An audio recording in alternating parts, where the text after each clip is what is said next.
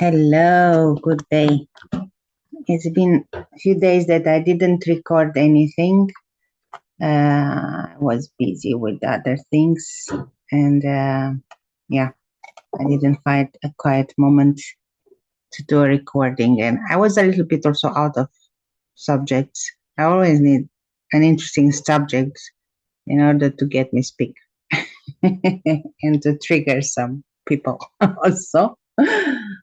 You got used to my content, right? So I'm happy to stream again from my place. I'm very excited because I'm almost ready for holidays. 1 week more and I'm gone to Portugal. And I've just heard there was a earthquake. So after all the earthquakes there were recently in many different countries and continents, Portugal is shaking too. So who knows? Maybe I get another one there. We had here in Oslo months ago, and it was a big surprise because it almost never happens. So Mother Earth wants to tell us something. And I was reading a post, or I don't know if it was in a newspaper, made by geologists, those people who study the earth, the rocks, minerals, and how the earth evolved as a whole structure made of very, very old stone materials, and earth as mineral also, because the earth is made of clay materials. And this lady was saying that all these earthquakes we are testifying nowadays, and some of them really destroyed not only houses and other material goods, but also lives. They are an expression of the fact that the earth is alive and is continuously changing. And from time to time, it needs to release the pressure. And that happens through these tectonic movements. So our earth is not a solid structure as we would imagine, and it is depicted in many cases you have when you study nature or in the science topics. It is like a globe, and then you cut like in a cake, and you see all the layers until the nucleus of the earth. In reality, the surface layer of the earth, not those from the inside, is very thin compared to all the others, and it's always on the move because it always slides and creates ruptures or fissures. And it looks like we are now at the beginning of the creation of another ocean.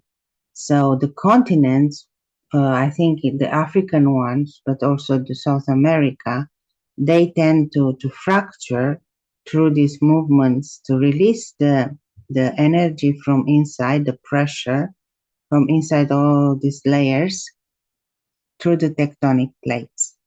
And then, of course, the earth is shaking because it starts to create a new territory, a new landscape. And over millions of years of existence of our earth, this is quite normal. But what is not so normal is that only in the last years, and I've started to hear about this maybe, I think it's less than 10 years ago. Because 10 years ago, I started my path into working with other people, and I started to pay more attention to all the so-called VIPs or spiritual gurus that we have nowadays. And at the beginning, I trusted their words and what they were prophesying. But lately, I see more and more people selling all sorts of ideas and illusions related with what is happening at the natural level. So all these cataclysms like strong earthquakes or floods, with the so-called ascension process. And I've been interested and curious about what it means because there are many people that they post all sorts of curiosities and they want to be taken seriously, of course, and many people follow them and take them seriously. But my question is, are what they saying or is what they saying true? And should they be taken seriously? Because many people also argue that this ascension process is changing our body and we get into a more crystalline state or crystalline heart or whatsoever. And we are going now transiting from 3D, so three-dimensionality, towards 5D and even more dimensions. And that all this process of ascension is leading to a new human, to the creation of the new human. And then some people are also saying that all these natural phenomena and cataclysms, they are just a way the earth is answering to what is happening. And then through this process of changing, the humankind has this ultimate possibility to upgrade to a different state. And otherwise, probably we get to be punished, right? And many people also who believe in this ascension process, they also come with all sorts of arguments related with astrology and all the other prophecies from, example, all these things from the indigenous population of America that says that now it's time when the condor and the eagle would meet, meaning the North and South Americas to start to meet, probably in a kind of more dialogue mood than before. And also, I saw some posts of people that consider themselves highly spiritual and believing in this ascension process, claiming that the latest events and all these earthquakes and also others, some of them speak about the Schumann resonance and so on. They claim that all this is happening as a proof of this transition, of this change, which is considered a global change for humankind. But also they claim that they feel more tired or they notice some changes in their own mood, in their own physical state, and psychologically, emotionally too. And they consider that all these changes that affect them at the body level. And I read this post and I read and I look around to see what other people say and write. And I'm going to try to explain you why I don't believe it's true. And now I know many people will say she's nuts again. And I try to argue to this theory of the ascension with arguments that I'm taking from my own experience as a human, as a woman, but also as a teacher and a guide for those who want to listen to what I have to say or offer. But also I bring here a trauma-informed perspective. And when I say trauma-informed perspective, it means that I can sense, based on my knowledge and experience working with people, what would be the reason that many people claim that we are going to ascend to a different state of the body and also spiritually. And also, I want to argue with those considering this, the fact that this is just a reflection or of their own survival strategies, a coping mechanism for something that they might not want to deal with in reality. So then they create a theory and all sorts of excuses and believing in something that might not be true or real.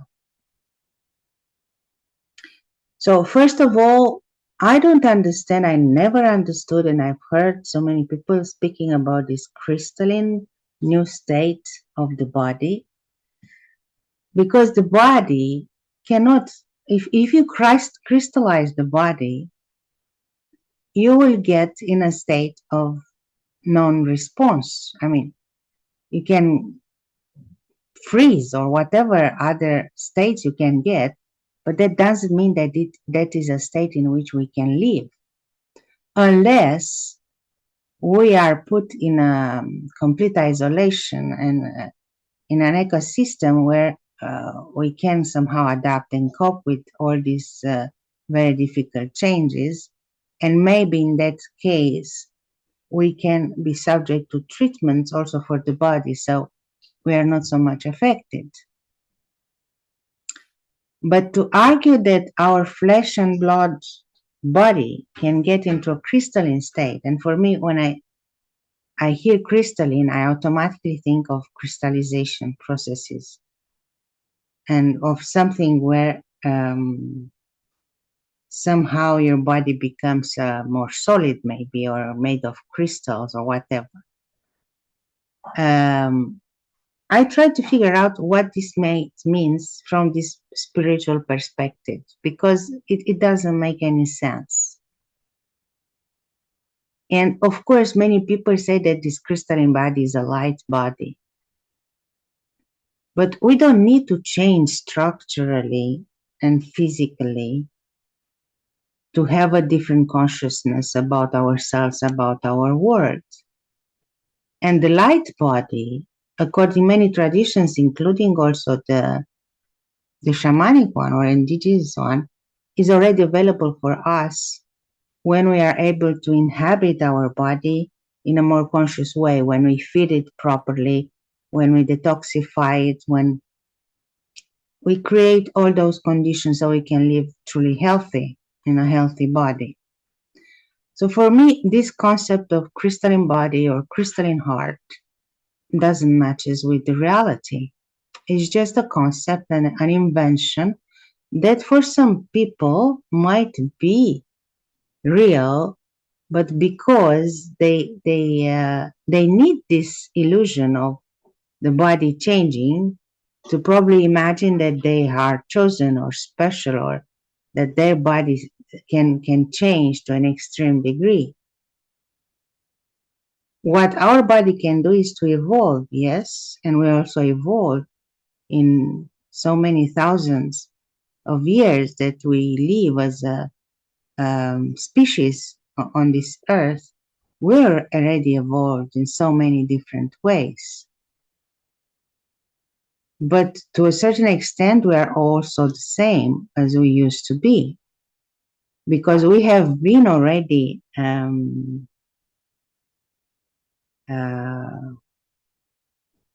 existing in this body that has so much wisdom inside and that is built to function in a certain way. Now, many people that agree with this theory of ascension, they also think that the body,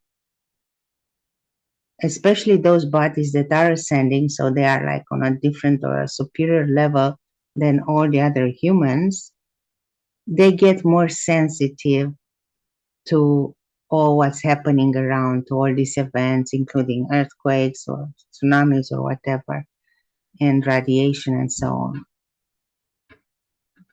And I will argue that this sensitivity is due to a nervous system that has been heavily affected, probably from traumatic events from the past, and that never recovered properly because maybe those people didn't really have clues on how to do it, or even if it's possible to do it. And so they would need to give a meaning to the degree their body reacts or gains this hypersensitivity. And then, of course, we find the ascension process as the one to be blamed of. And then the other topic or other notion that I've never been very much aligned with, it didn't make sense to my scientific mind because, by the way, I have a scientific background, so I studied a lot of chemistry and also physics and biology. And lately I was also curious about embryology and how life forms in the womb and so on. So I really digged quite deeply in many different subjects. And what doesn't make sense to me is why people claim into this ascension process that we come from a 3D, which is our physicality. We live as a body that has a volume, is made of flesh, but bones also that on which we have ligaments and muscles, and all everything is rubbed together by the derma, right? The skin, and so on, and the nerves and everything. It's all keeps us together, and we are 3D beings. We need this as all other species. We live in an environment that is in 3D, and then we have the time that gives us the possibility to evolve, and we are born, and then we move towards death. But along this timeline, we accumulate knowledge and experience inside this physicality. So our life happens in 4Ds, in 3 dimensions, according to the timeline. Now, many of the people claiming the ascension process as being true and real say that we are going or moving into 5D, and this is the new being, the luminous one, the new human. And what is 5D or 7D or 12D? I mean, I don't know how many dimensions we can claim. I never got it. I know that some people speak about crystalline heart. And for me, the fifth dimension is, yes, living from the heart space if we want, but it's not like living outside of the body or living outside the 3D. This is not possible. And if we live disconnected, yes, we can think that there are many different dimensions and we are already part of it. But when we start to reconnect and to really feel inside who we are, how we are made, how we wish to live our life, then we start to understand that all these dimensions that we want and we look towards outside, they are all inside already and they always have been. So why should we hypothesize that we move into other dimension towards the outside when everything is always available? The heart is always available. And it doesn't change the structure. It will continue to pump the blood and to function as before, but maybe with a different coherence. When we start to really heal and understand, we can switch the way we live in our body and the emotional landscape and the psychological one. But not going outside, not dissociating, not creating all these illusions and new myths that are populating our world nowadays, including the ascension process. And there is another argument I wish to bring you that doesn't convince me, but I see is quite present in the mouth and in the writings of those sustaining the ascension process, because some of them also try, and they are very praised, a lot of followers, but they are trying to convince us that there will be a big separation and a big prophecy of extreme change in our world. And there will be those enlightened and ascended and those who are not. And this theory of separation, again, doesn't make sense to me, and to the fact that if it's true, then if this ascension is really happening, then we should be on a different level of understanding and perception of our world. But then there should not be a separation, because in a real so-called ascension process, this new type of human will actually be that human that is able to convince everyone that this is the way, this is the path.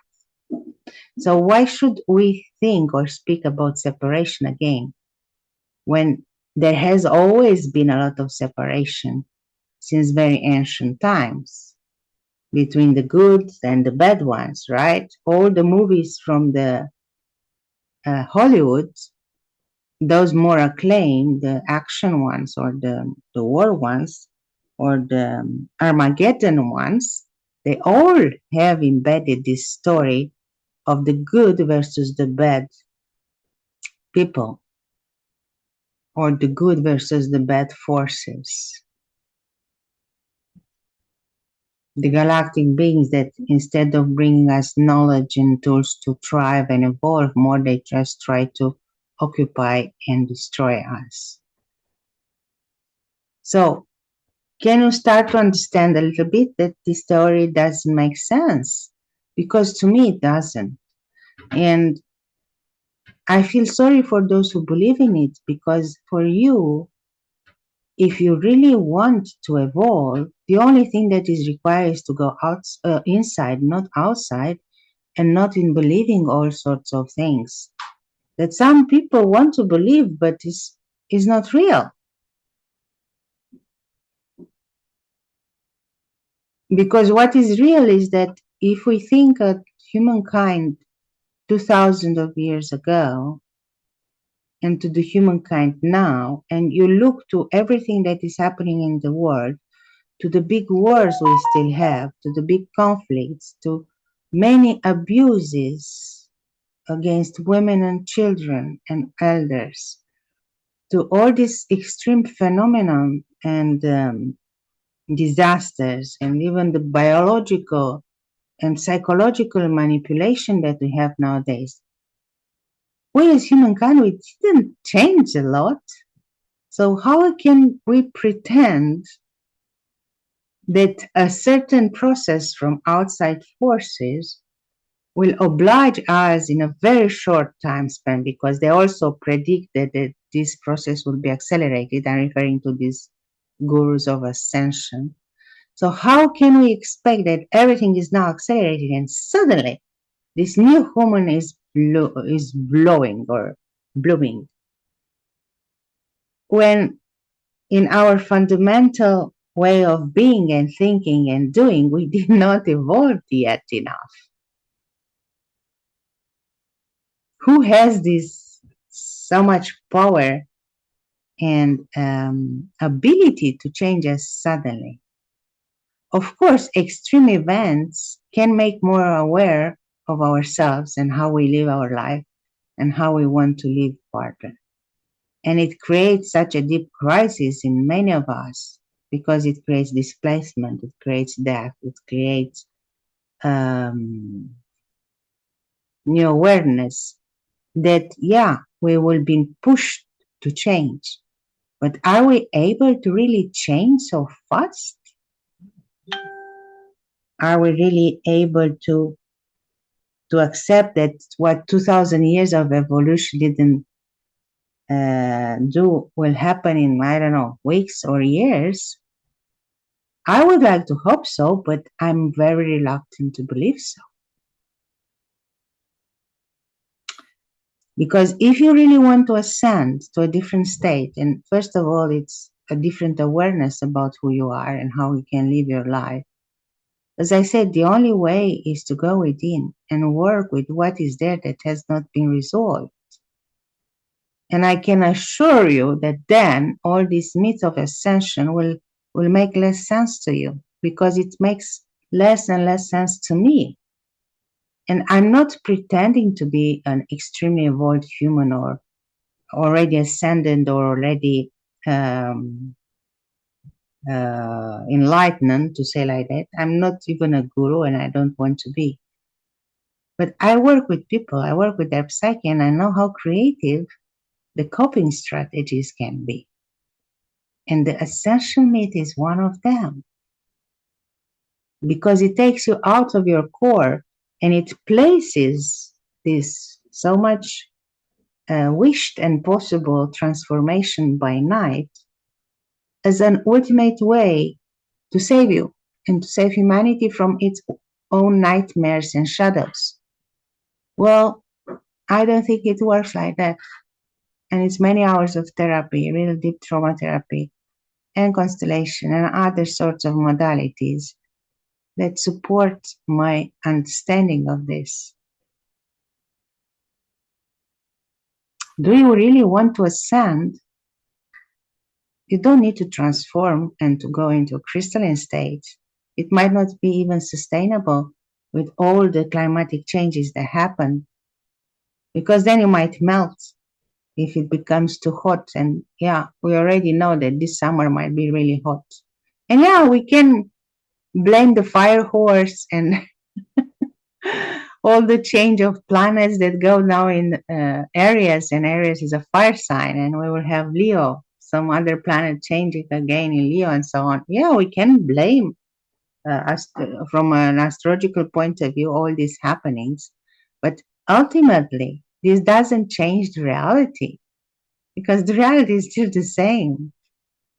We are still not learning and evolving the way we could. So why would they expect that an ascension process will do it? Especially when it is not real. So let's get a grip on ourselves and get back to ourselves. And work with ourselves to the point where we don't need to go into this mythical landscape and imagine things that are not happening.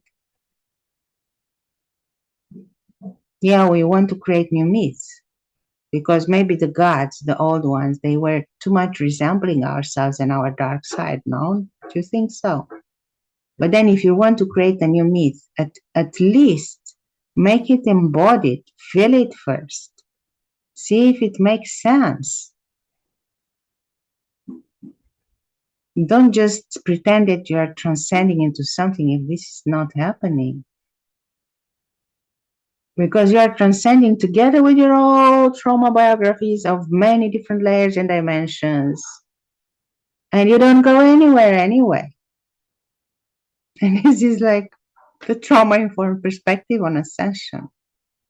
On this, I see it for the spiritual world. For me, this ascension myth and stories, I said there are survival strategies, but they also show how much and how easy for us is to accept anything else than the reality. Because you're just disconnected, it's too painful to live the reality and to understand the reality, right? To feel it. Sometimes it's even painful to feel the body. That's why maybe some of people want a crystalline state, because in that state you will feel less, right? But feeling the body, feeling yourself is the only way to get reconnected to yourself. Don't fool yourself. Don't let other people fool yourself. So I don't know how much I triggered you or how much I managed to open your eyes. But I can tell you that this is just science fiction. All this ascension process and theory and whatever is happening around this. And you might want to call your ascended masters and galactic teams or whatsoever. But trust me, nobody saves you. The only one to save you from the bullshit and from the pain is you. All the dimensions you need or you are searching for are inside you. All the answers for your struggles and for everything you want to do in your life are inside you. Search them where they are, not out there, not elsewhere, where they are not.